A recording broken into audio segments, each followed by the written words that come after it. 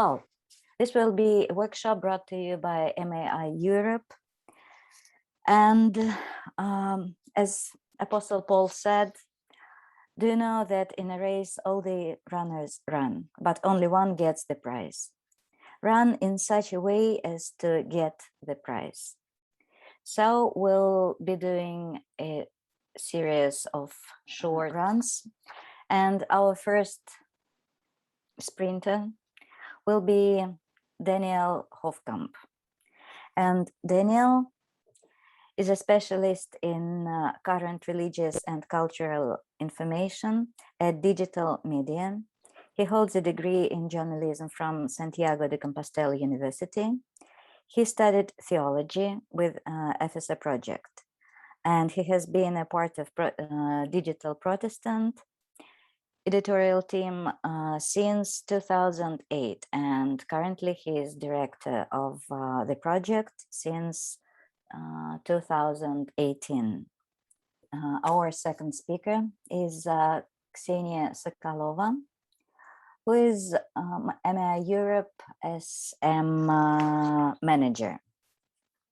So, but I think that both of us, Ksenia and me, will be learning today from Daniel. Well, I think the topic that we'll be speaking about today, it's kind of something that will stay with us for ages. Yesterday, I was looking through a couple of popular books on marketing, both books published in 2011. And the purpose of both of these books was to convince businesses that they should really invest into social media, because social media gives you the platform that combines marketing with PR. And it wasn't by chance that these books were published in 2011, because Facebook appeared in 2004, then Twitter 2006, then Instagram and Pinterest, those two platforms that are based more on images, appeared in 2010, and so on and so forth. Right now, we don't need to convince anybody that we can't really do business or talk to our audiences without Facebook or without Twitter or without Instagram. And we need to remember always that average internet user spends about 2 hours and 30 minutes every day on social media, and that he or she checks about 8 social media apps every day, and then about 54% of the people, they usually check with social media to find their favorite products, and that 49% of the internet users really believe and trust influencers. And at this hour and this day, 91% of the social media users access social media through their mobiles. But the social media networks and social media platforms are breeding like strange animals. More and more appear every time, and all the social media platforms develop new functions. So Daniel will help us to answer the question, how can we survive in the social media environment and how we can profit from it? Daniel, the first question is, how would you describe Digital Protestant, the Hello. project that you're with? Hello, thank you, Anna, for this introduction, and I'm very interested in what are you commenting about it. About Digital Protestant, Protestante Digital in Spanish. It's a Spanish platform. It's a news and opinion platform where it was founded in 2003. and it was digital from the beginning. In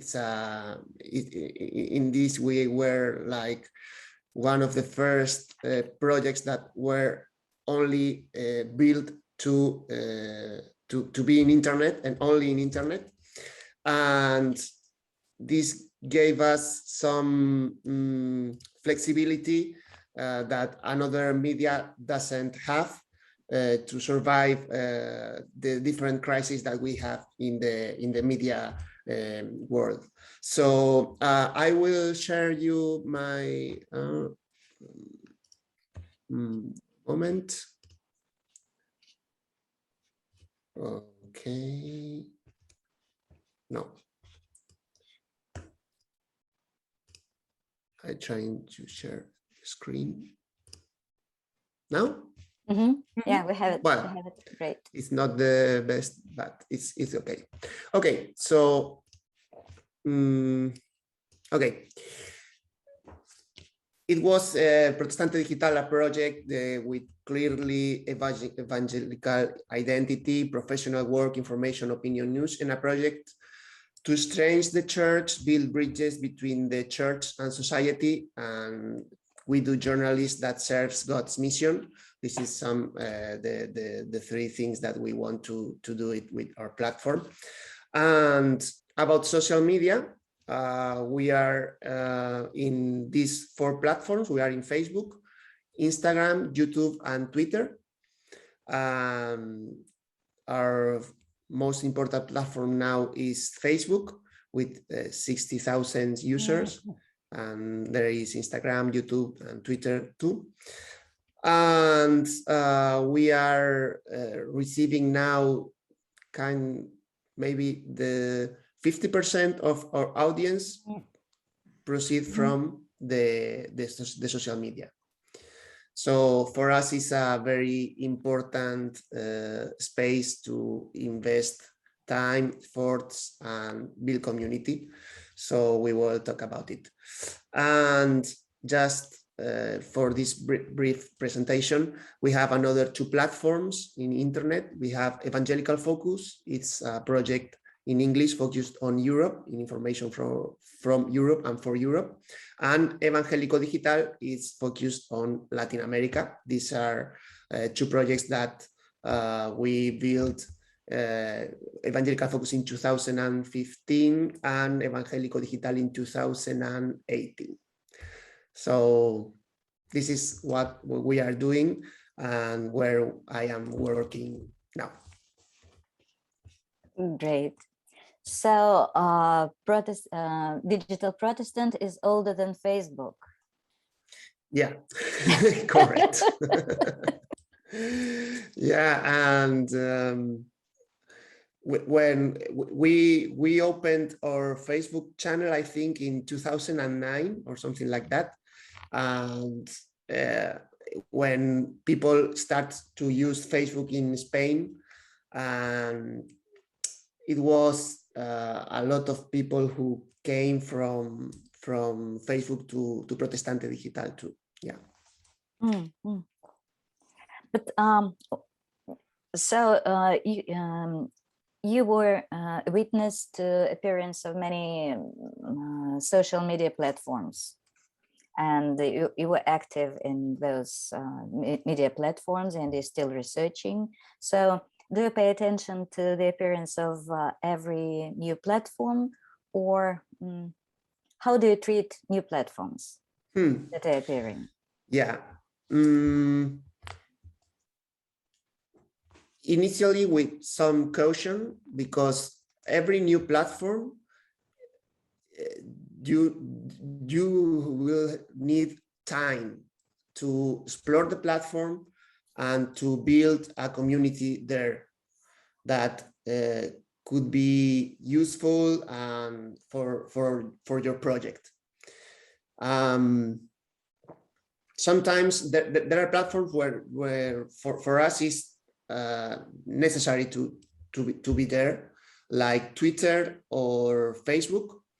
We have to stay in Twitter, even if Twitter is not growing, because Twitter is not growing, but we need to be there for influence. So it's not always just the numbers of people. Sometimes you need to think about who are the people who are in the platform, who are using the platform.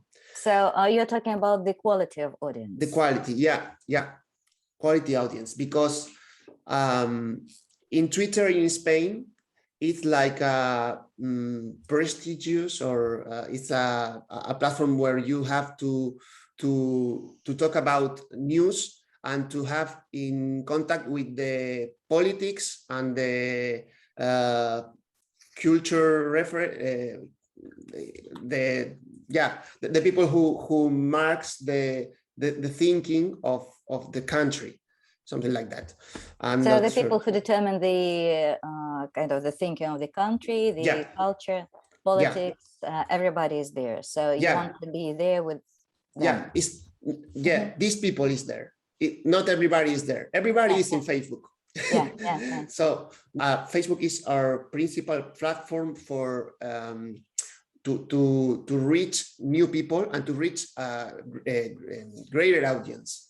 But we need to stay in Twitter and invest time in Twitter to connect with people that are our goal. Like so politics, like cultural people, like people who are taking decisions, people who are looking for information and trust more in Twitter than Facebook for information. So we need to be there. So they are the audience you want really to reach, and so you have to be there with them. Yeah. So you started talking about the differences between Twitter and Facebook, and you showed the diagram that you have the presence in YouTube and Instagram as well. Yeah. So it means that you have a certain strategy, the strategy of being on the social media. So what would you say to a person who, an author or publisher, who's saying that I will join some social platform and, well, I will grow organically. People will find me, the ones who need to find me. Yeah. Today you need to have a strategy, because you can't reach people only because you are posting something.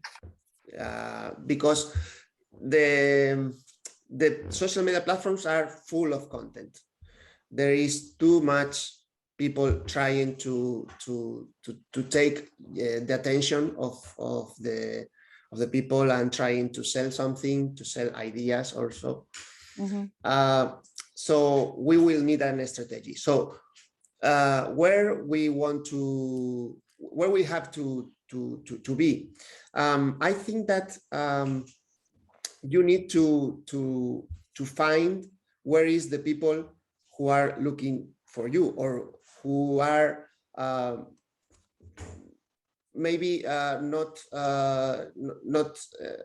now, but where you can find your audience more easily. So would you say that the first element of strategy is your audience, thinking about your audience? Yeah, thinking about your audience, because if you are an author in that case, and you write books focused on psychology or on self-care, you will need to find where is the people who are looking for that.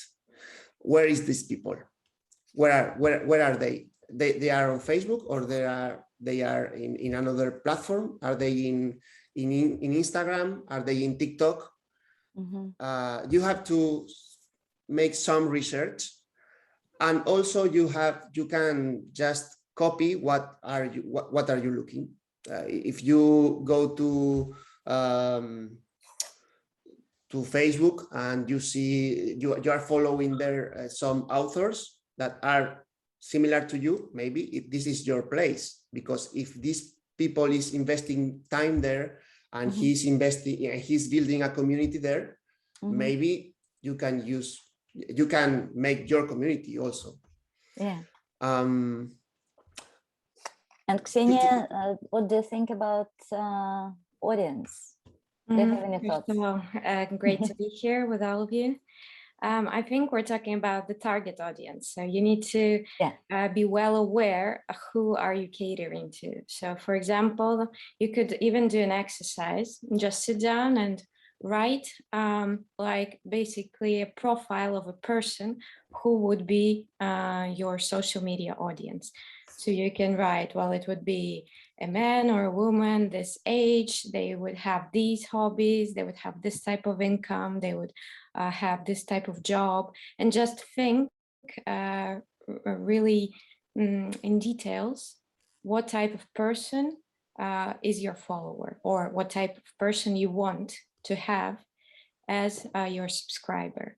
And then when you understand their profile, you can think about the topics that would interest this person. So if he or she is a family man or a woman, and you write books for children, so you can talk about your family, you can talk about ups and downs or difficulties a parent has with children of certain age, with your children. And this detailed approach usually, reaps benefits because you get into the emotions of your subscriber, and thus, you get some new people onto your page and your community. Daniel, do you agree with this kind of profile theory? Yeah, totally. I think that Ksenia is. I think that one thing that you can do is explore what audience are using the platform, because there are platforms that are more focused on young people, or another is more focused on greater audience. It could depend on where country are you looking for sell your product, because it's different in every country. In Spain, it's like adults are in Facebook, millennials are on Instagram, and teenagers are on TikTok. It's almost, I think, in almost every country it's like that. But the good thing is that there are the platforms wants to have more people there. So even in that, in every platform, you can make a very, very precise profile of the people you want to reach, and usually you will find these people. If you make a good profile, you will have the advantage of not shooting every people, so you can focus more on what you want. So talking about strategy, first of all, we need to ask the question who we want to reach. Then the next question is where they are, and choosing the platform. But different platforms speak different languages, or we can write this one message and use it across all the platforms. Yeah.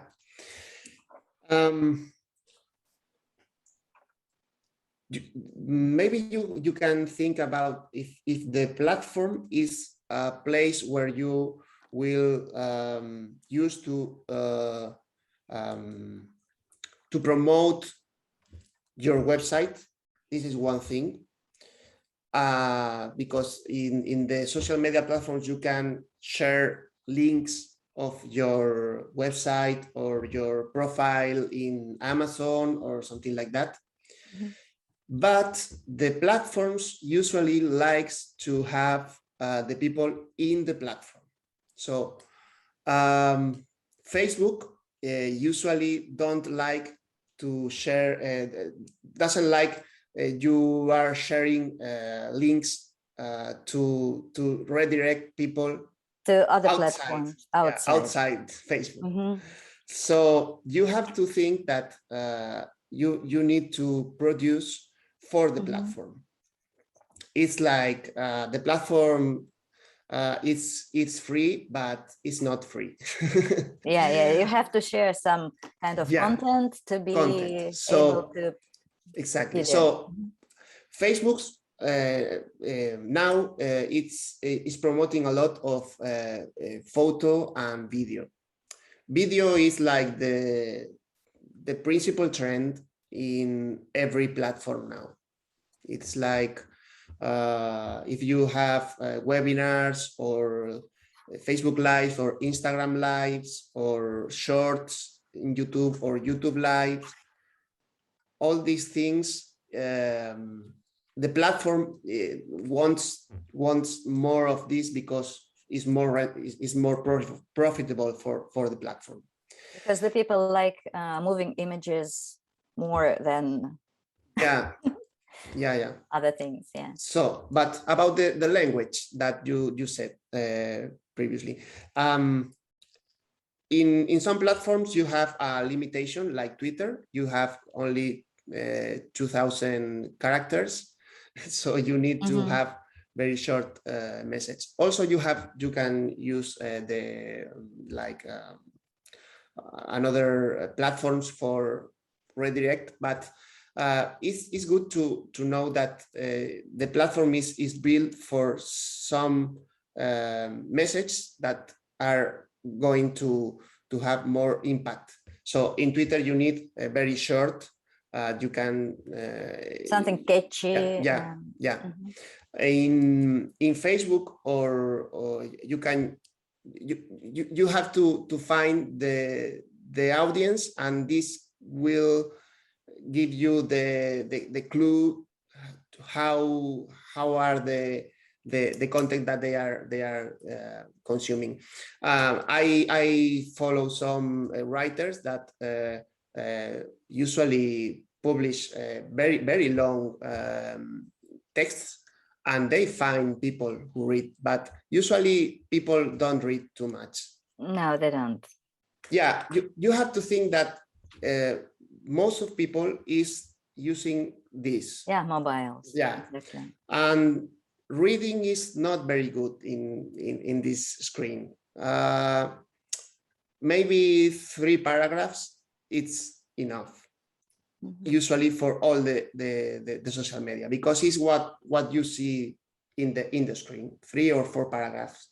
But when you have to I don't know what's the word to this to scroll, and if you see in this scroll text and text and text, maybe you are out of that. Well, you get scared, and text is scary these days. Yeah.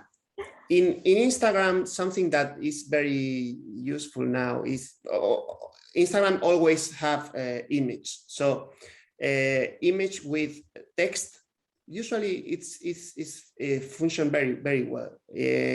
Not very long texts, but if you have a good photo and with a maybe one phrase in capitals, and then a very short description or text about the topic, and usually is very good for the audience. But you have to find your people, and when you find the people, you will know how to talk to speak them. with them, how to talk to them. Yeah. Dear participants, so if you have any questions or comments, please write so we can read the chat, and we have Q&A active, so you can interact with us. So that we'll be able to interact with you much better. So, Ksenia, do you want to add something about Instagram? This is what I feel.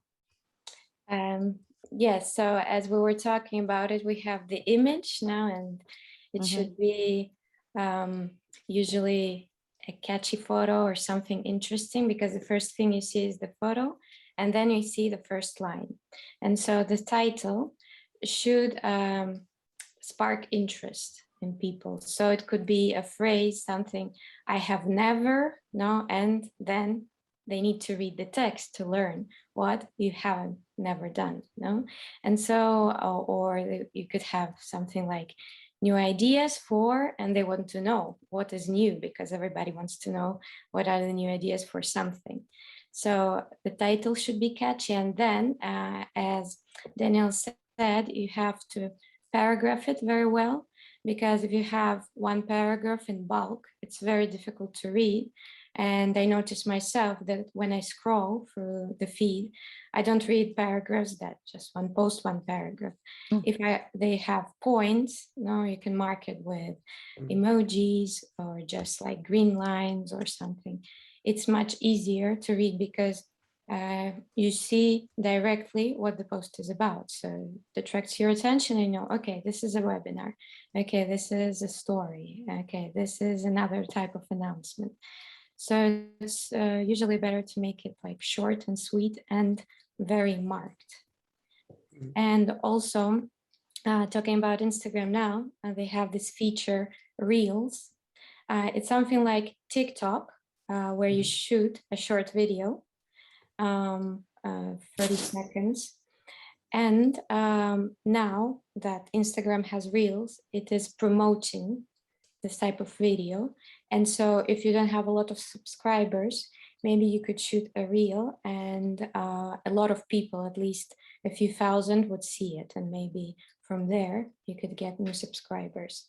So you could have kind of, if you're an author, like 3 typical questions people ask you, maybe about your book or about yourself, and you just answer them in 30 seconds. Maybe put some kind of music on and with text, no? So people could read it, because a lot of people watch stories or videos without music as they're commuting, or yes, on the train or in a public place, and or they forgot their headphones. So it's better always to put text in video or stories that are on Instagram. Yeah, in Instagram posts, something that is good is in the final phrase you can have a question to have some interaction with your audience. This usually is very, very, very catchy, very useful. We sometimes we only write something like, what do you think about it? It's about something that happened, or if you are talking about my 3 favorite books, what are your favorite books? Tell me in the comments. So this generates a lot of conversation. And when you have conversation, more people are looking the posts, because this is what Instagram wants. In Facebook, it's the same. So Instagram and Facebook, they want conversation. And what does YouTube want? YouTube. Well, it's not an easy platform to build a community, because to build a community in YouTube, you need a lot of time. You need to be there every day. Just every day, so once a week. Well, maybe once a week is okay, presence. but once a week is not enough for YouTube, because YouTube is they have too much there are too much content that people are receiving from YouTube, and if you can make a strategy of every day or every 2 days or every 3 days, it's better than every week. we don't have time. In Protestant, in Digital Protestant, we are not every day. We are not every day making video there, but because we don't have time to do it. But if you want to build a good community in YouTube, you need to have this time. And in YouTube is not very different from Facebook or Instagram, because the video part, because YouTube is only video, and you can use the same topics that Xenia comments and make videos and make lives and try to answer every comment that you receive.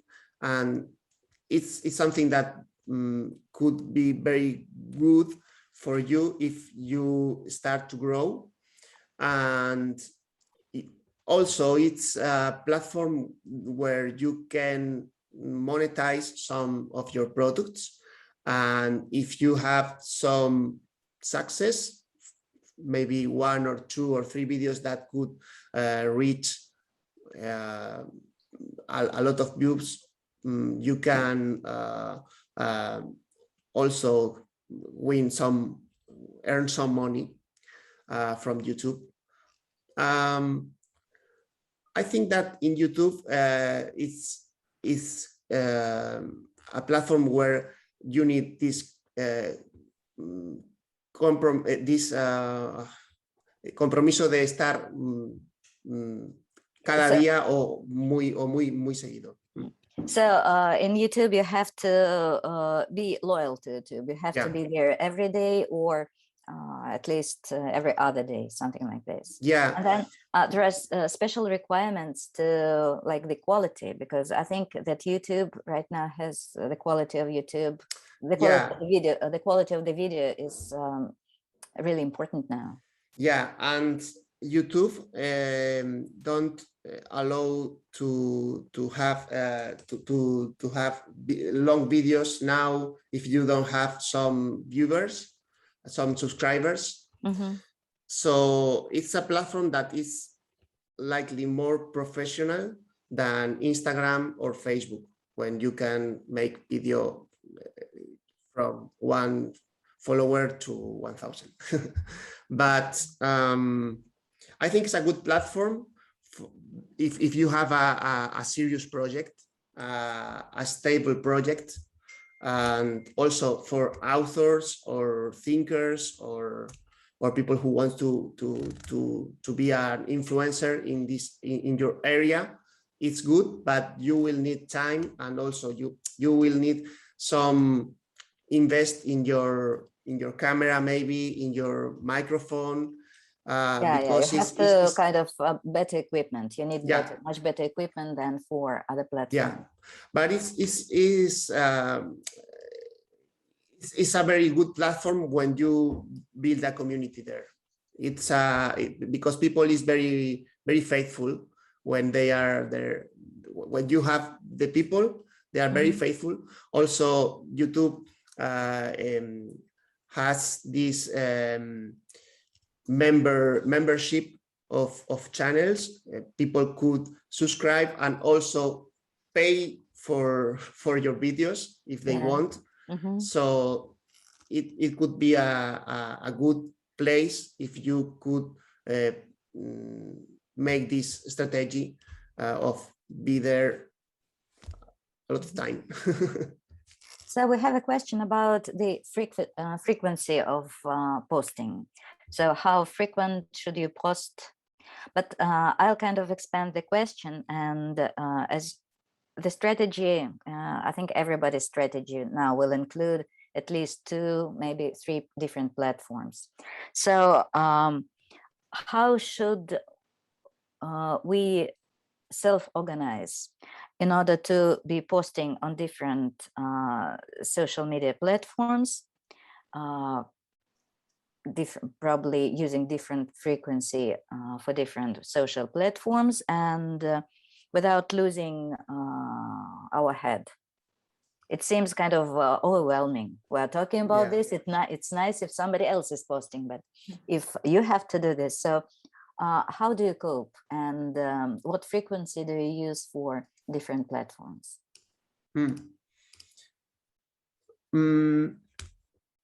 I think that you have to think in order to share, but it's not the only thing that you have to do in the platform.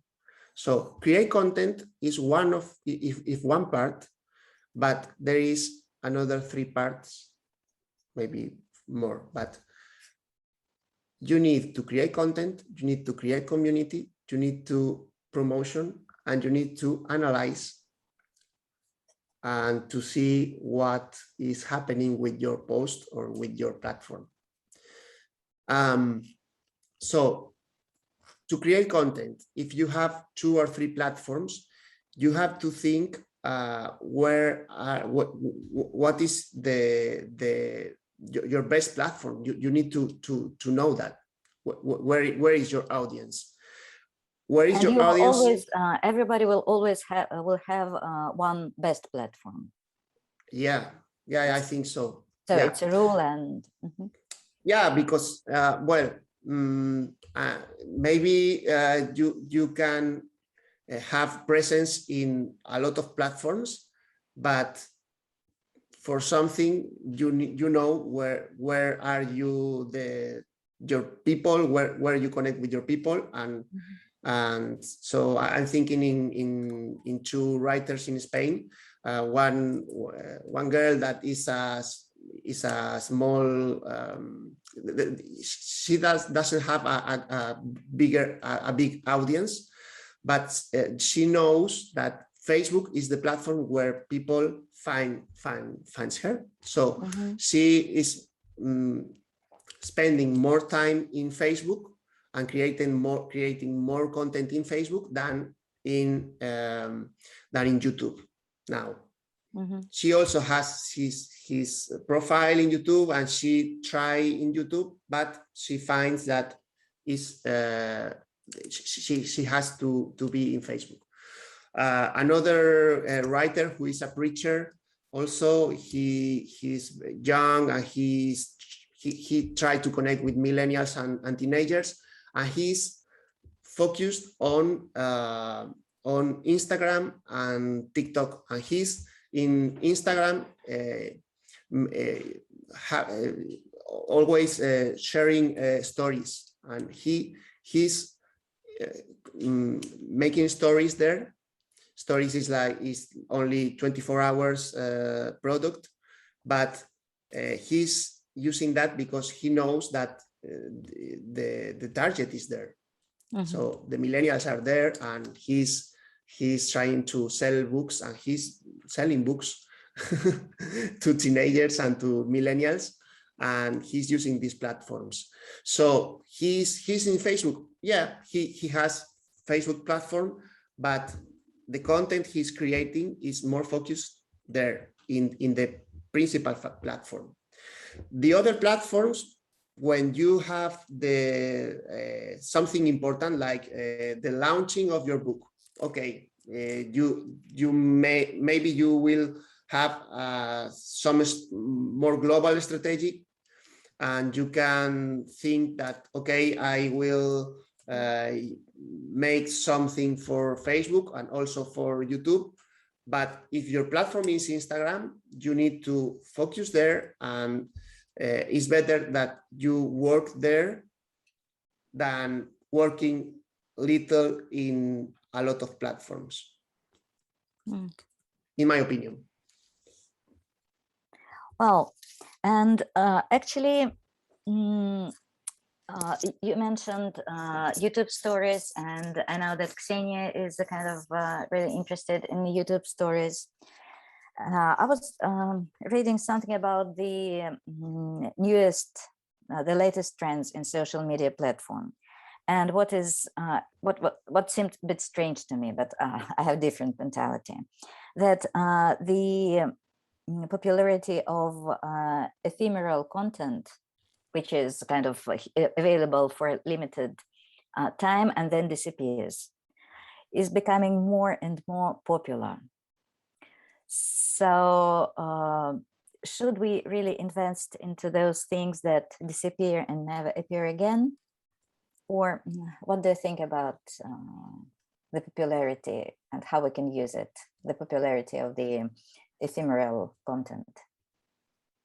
I think the biggest like bloggers in Russia that use Instagram, they post stories almost every day. So every day, and then they say, okay, maybe Saturday, Sunday, I'll take it off. So bye-bye, dear audience. You know that I'll be back on Monday, so you'll see me. And so sometimes when people, for example, they don't have Wi-Fi, they're away on vacation, they don't look at the stories their favorite blogger posted during this time, they feel like they miss out. Because if you do stories every day or very often, you create a bond with your audience, because they know you, they know your everyday life, they know your likes, dislikes, your pains, know your happy moments. And so they feel like you're a friend. And also, if you talk about what you're interested in and what things you find hard in life, or what your outreach in life is, then you'll find people who are the audience who would be the same, as you in some kind of way. And so you become really close friends with them. And so they miss you when they don't see you. They miss you when you're not around. And so you make a kind of reality show of yourself. yes. But through this reality show, you choose what you show, no? Yeah, And sure. you also can kind of talk about important things, about social issues, about health, life, politics, religion, no? And so this group of people know what you're about, and they feel like, well, they're a part of a big family. And so you ask them, oh, I need this, could you recommend me something? They recommend you something, and say, oh, okay, that's great. So we have a lot of people here who need the same thing, so here it is. And so it's like more of a family that they try to build around themselves. So this kind of ephemeral content helps you to build community and build your profile. So those are the functions, basically. Yes, but we you have get more views if you do stories every day. It's You really attract more interesting. people. Yes, it's really interesting when you think about it. We have more questions. So Felicity is asking, is joining relevant groups in Facebook and posting there a good way of reaching your chosen audience? So joining groups in Facebook and posting, is it a good strategy? Yeah, it could be it's another tool that Facebook gave us that could be interesting to connect with people who could be with common interests. We have to have some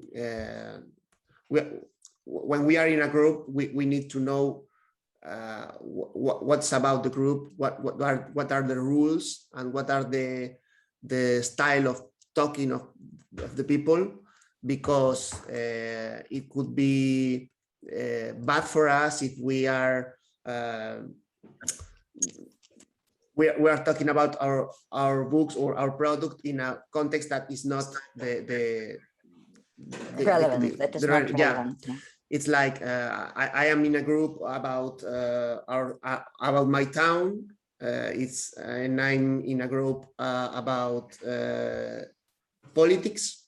So in the group of my town, I cannot post about my my religion or my ideas of. The people is there because they want to know about the town and what is happening in the town.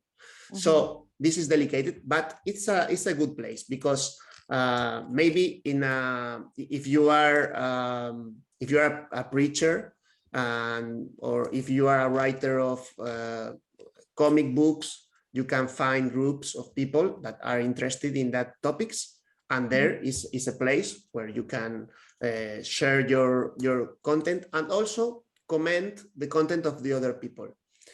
If you have, I will share this one moment. This is a model that I usually use.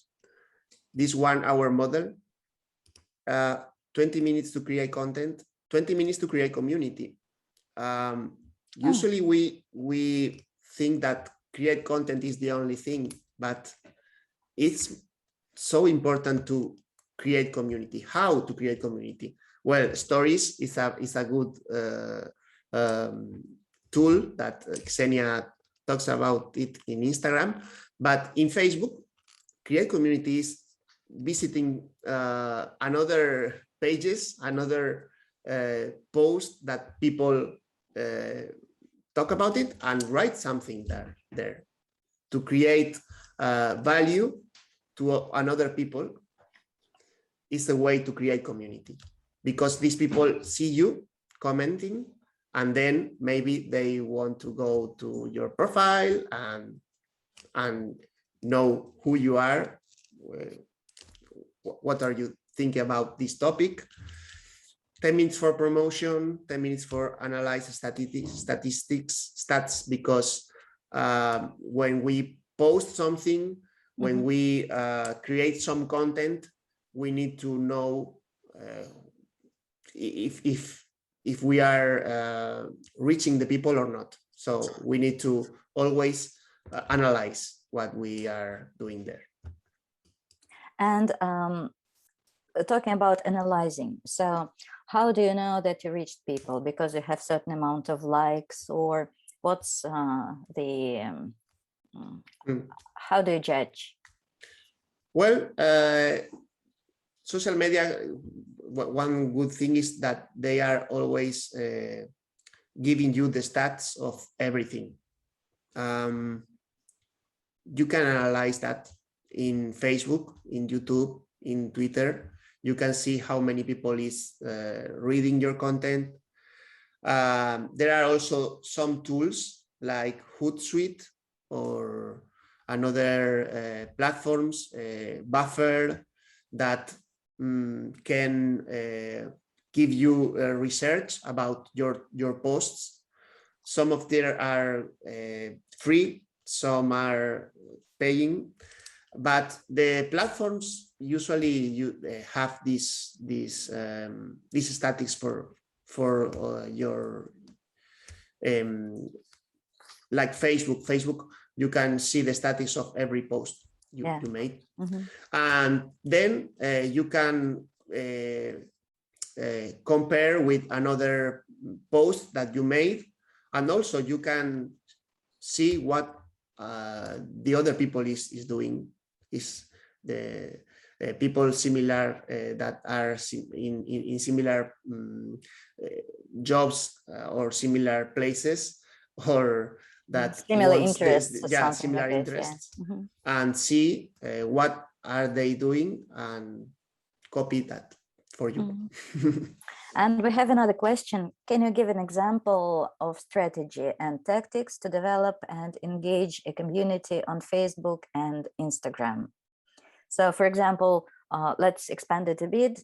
Let's say it's from zero. So you are an author, or I don't know, you're a person or organization that wants to start new presence on Facebook or Instagram. So what would be the strategy and tactics and the steps?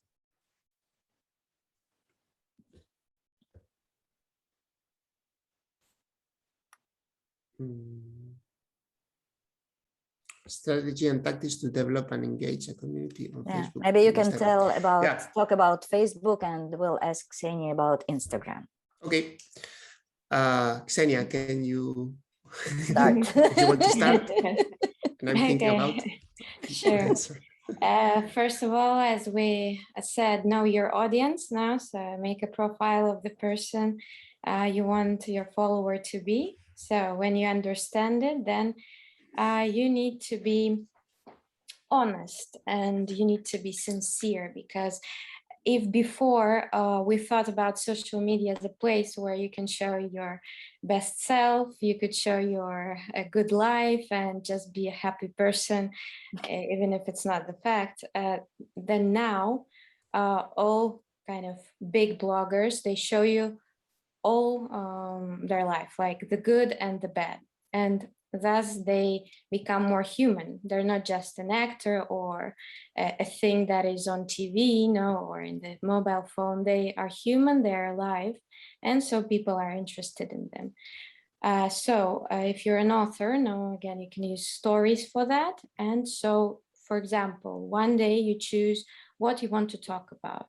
And just instead of showing, okay, I've been there, I like to travel, I've done this. No, you need to make it a story, how it changed your life, how becoming an author changed your life, how publishing this first book changed your life. Maybe as a child, you won your first literary contest, and then you thought, oh, no, now I can do this. And you post photos of yourself with a short text and stories. And then you can do a post about it as well, elaborating a bit more on the story. So you do it on both ends. And it should also be like action, but explanation, not I'm here, I did this. You should explain why it's important to people. Because if it's not, it's just like you look through an album. I did this, this, and this, but why? What did you feel? What emotions did you have at this moment? And also maybe, so we'd say like emotion, fact, emotion. Because the more emotion you have, the more people are prone to follow you. They think, oh, okay, I understand. And for example, Robin Gunn, a lot of you know her, an author. She doesn't post often on social media, but her posts are very touching. They're like right into your heart. And her stories are so true and sincere. It's like you just want to be best friends with her. And you also feel her pain and you feel her joy, and you think about the times in your life when this happened to you. So again, being honest. And and at the end of the post or story, in stories you can use polls or questions, and then you answer those questions in your stories. In posts, as Daniel said, at the end you can ask a question to provoke a conversation in the comments. And so little by little, if you post in an engaging way, you could get more followers. So this was more related to the personal branding. Yes, personal. But it can be expanded to, for example, to be used by an editorial. Yes, I think if you use it for an editorial, you should not only post that we have this new book and this, you should do our sales manager broke his hand. Yes, that a day in the life of the editorial. Today will be with the manager, I don't know, Michael. And so what's his life like at our publishing house? So he comes to the office, he does this, he does that, he says hi to the other co-workers. Then the next day, the day in the life of another person. So people know who is behind this publishing house, what people work there, what they're like. So again, you need to establish an emotional connection. Yeah, it's an interesting approach. And Daniel, what do you have to say? Yeah, in Facebook is similar, but in Facebook you can be more commercial if you want, or more not too more Instagram is like more personal, but Facebook is more like a square now. So in the square you don't need to show all your emotions all the time. It's good to have to be you and to show what you are, but in Facebook is more tolerable now that more official. Yeah, more official. I'm taking some good examples like Philip Yancey. I don't know, well, I suppose that you know that. He has his Facebook page, and he used some short videos and sometimes short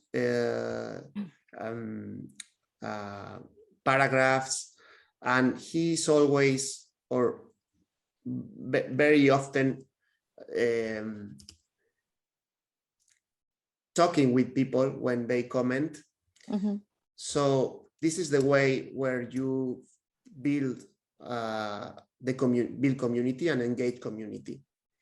The tactic is to share something, to monitorize this, what you share, and to answer when people are talking about it. And if you make this constant, you will build a community and you will grow. In Facebook, this is the secret. It's not a secret. You need that. Of course, you can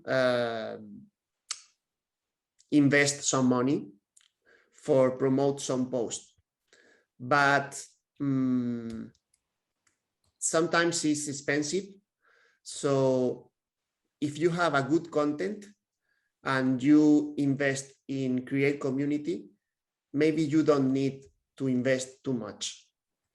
In our example of our platforms, our platform Protestante Digital, we didn't invest any money for anything.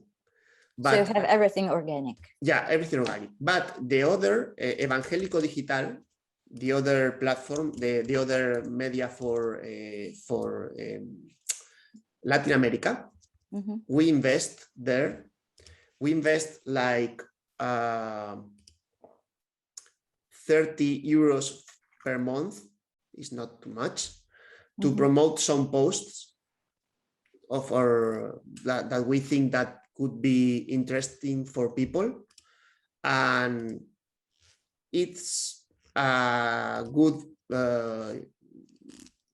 way to grow faster, because we have in Evangélico Digital, we have more people now than in Protestante Digital, in the digital platform, in the Facebook platform. Yeah.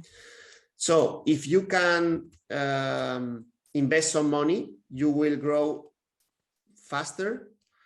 But if you build a community, you will engage an audience that is better than the promotion, than the better quality. Better quality of, and more loyal, probably. Yeah. Bori, did we answer the question, or do you have any comments? And while Bori is thinking, I have the last question. We've been talking about building community, but actually all those social media platforms give you a great opportunity to broadcast your views. So broadcasting versus community building.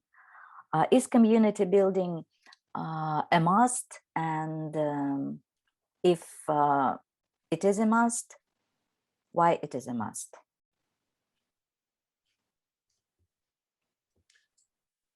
With broadcasting, you are talking about video broadcast, or broadcasting your ideas. So it can be like a blog or something. So you just broadcast your ideas without thinking about special community, without having any special community in mind. Yeah, I think that is not. There are not opposite things. Social media is always about community, because the format is always trying to connect people and to find more people to connect. So we can't think about only posting or only promoting without community. It's always linked to community. So I think that we don't have to think about different things when we are trying to use the platform. We have to think always in our public. We have to think that our product or our post always will want to find people. And to find people, we need to made it easy to understand. We have to learn to use the language and the slang of our audience. And then we can reach our objectives.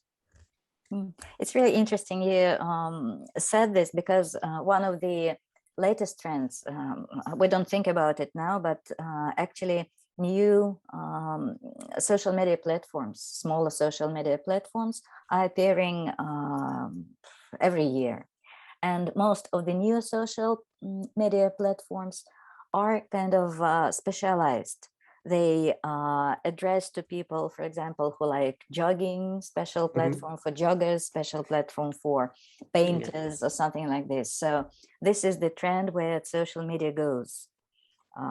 Specialized platforms where community building is even easier than on the big platforms. So we'll see how it goes, but social media is developing and changing every day, and I don't think we covered everything that we could cover, but it's a huge topic. And so thank you, Ksenia, thank you, Daniel, thank you, dear participants. Thank you. Thank you.